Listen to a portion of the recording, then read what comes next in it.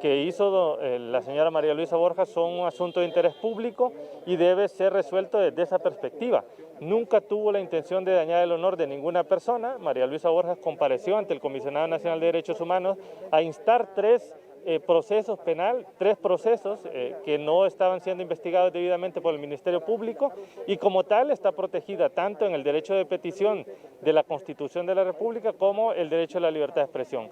Frente a la falta de debida motivación de estas sentencias, hemos presentado un recurso de amparo como un recurso extraordinario, como el recurso idóneo para proteger los derechos constitucionales. Sin embargo, nosotros consideramos que no hay la debida independencia en el Poder Judicial y por eso estamos preparando una demanda que presentaremos en los próximos días contra el Estado de Honduras ante la Comisión Interamericana de Derechos Humanos. ¿Por qué delito fue condenada o sentenciada la diputada María Luisa Borjas? Por calumnias por difamación. Por eso fue la sentencia. Si nos dice quién está involucrado, quién es la otra parte agraviada. La parte querellante es el señor Camilo Atala. Hay muchas presiones en este caso, abogado. Puso un pie en la corte. Bueno, ese es uno de los elementos que nosotros hemos venido alegando, ¿verdad? Que desde la primera audiencia, que es la audiencia de conciliación, el Código Procesal Penal obliga a que la parte querellante deba comparecer y también en el juicio.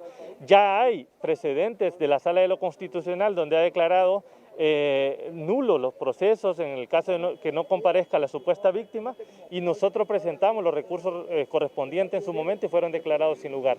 Ese es un elemento suficiente para que una querella sea cerrada, y hasta la fecha, como les decía, pues tenemos una persona condenada, la señora María Luisa Borjas. Creemos que junto al caso del señor David Romero son precedentes nefastos en este país para la libertad de expresión, no solo contra los periodistas, sino contra todas aquellas personas que se atreven a denunciar o a divulgar información relacionada con graves violaciones de derechos humanos o con asuntos de corrupción. ¿No hay debido proceso, abogado? No hay debido proceso. Definitivamente nosotros hemos solicitado incluso las actas en las cuales fue designado el señor Rolando Argueta y no nos las han querido proporcionar, no nos quisieron proporcionar los videos completos de las audiencias que nosotros solicitamos.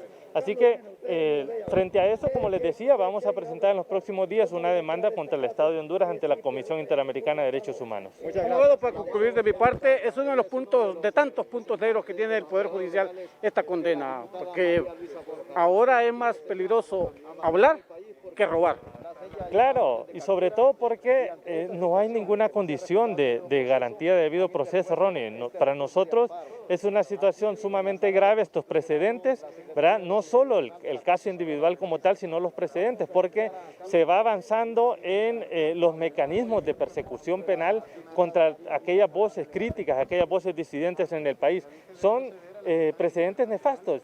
David Romero se murió en la cárcel, Ronnie, se murió por una querella, delitos que deberían de estar derogados del Código Penal y fueron introducidos al Código Penal nuevamente diciendo que estos delitos iban a beneficiar a las personas que iban a ser procesadas, y no es cierto, porque en la acumulación de las posibles penas, una persona puede ir a la cárcel, y vemos los corruptos que andan en la calle como si nada. Entonces son precedentes muy graves, Ronnie, lo que está ocurriendo en el país. No es contra la sentencia de la sala.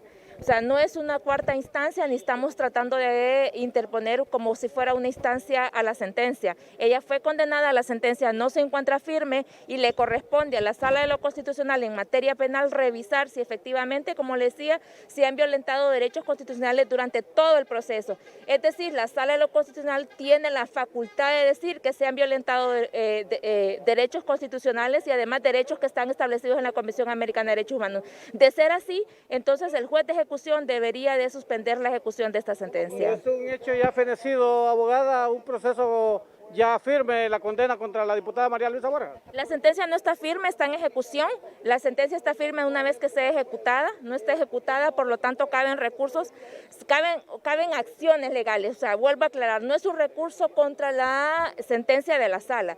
A ver, en materia penal, el el derecho, el amparo, el ampararse es un derecho, digamos, es un recurso extraordinario. Entonces, la Sala de lo Constitucional ya lo ha hecho en otros casos y esperamos que en este caso también lo haga, que verifique si durante todo el proceso hubo violación a derechos fundamentales. Si nosotros estamos alegando derecho a la libertad de expresión, pero además derecho al debido proceso que no fue observado por el juez natural, que es el presidente de la Corte. Si la Sala lo hace como es su facultad, esa sentencia no debe de ejecutarse y debe de anularse. Entonces ustedes están solicitando que la Sala de la Constitución revise la condena para que si procede, pues...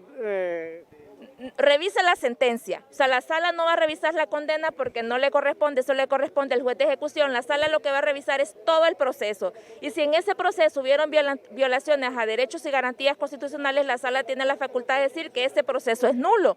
Es decir que para que se repare ese derecho constitucional que fue violado, tiene que anularse esa sentencia y no debe de ser ejecutada. Ese es el sentido que se le está dando al recurso, porque ya ha ocurrido, digamos, ha ocurrido con periodistas, efectivamente, que la Comisión Interamericana ha dicho, bueno, como la Sala no lo hizo, entonces ahora vamos a pedirle al Estado de Honduras que suspenda la ejecución de esa sentencia y vamos a hacer un caso contra el Estado de Honduras. ¿Existe jurisprudencia, abogada, o es una ilusión que tienen ustedes que se dé en este caso? Bueno, yo representé personalmente a Julio Ernesto Alvarado, tal vez ustedes lo recuerdan, yo logré que se suspendiera la sentencia, la ejecución de la sentencia de Julio Ernesto Alvarado, era compañero suyo en la Globo, la juez de ejecución ya estaba mandando a la Globo los oficios para que le cancelaran el programa. Finalmente esa sentencia de Julio Ernesto Alvarado no fue ejecutada por la juez de ejecución.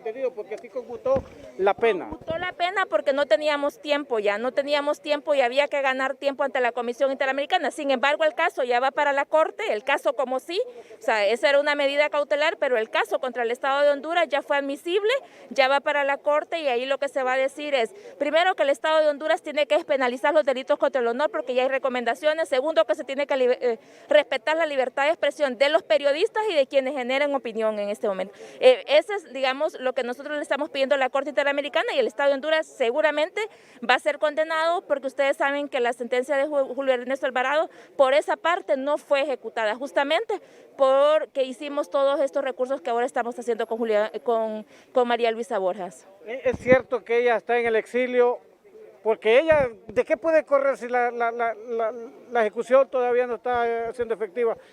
¿Es cierto que hay orden de captura o es pura especulación esta, ¿no? Es pura especulación, yo creo que hubo...